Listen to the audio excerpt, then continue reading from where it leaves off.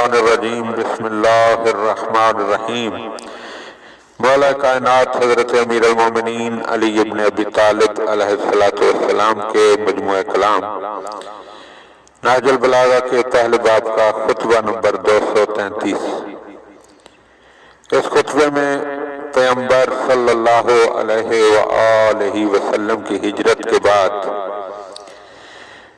اپنی کیفیت اور پھر ان تک پہنچنے تک کی حالت کا تذکرہ کیا ہے۔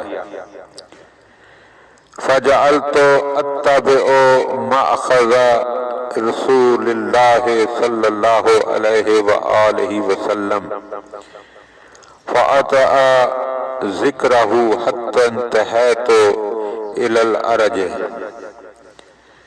میں رسول اللہ صلی اللہ علیہ وآلہ وسلم کے راستے پر روانہ ہوا اور آپ کے ذکر کے خطوط پر قدم رکھتا ہوا مقام ارج تک پہنچ گیا۔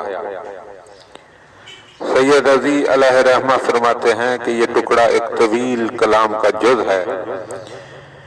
فَأَتَعَ ذِكْرَهُ ایسا کلام ہے جس میں انتہا درجے کا اختصار اور فصاحت ملحوظ رکھی گئی ہے، اور اس سے مراد یہ ہے کہ ابتدائی سفر سے لے کر یہاں تک کہ میں اس مقام ارج تک پہنچا برابر آپ کی اطلاعات مجھے پہنچ رہی تھیں۔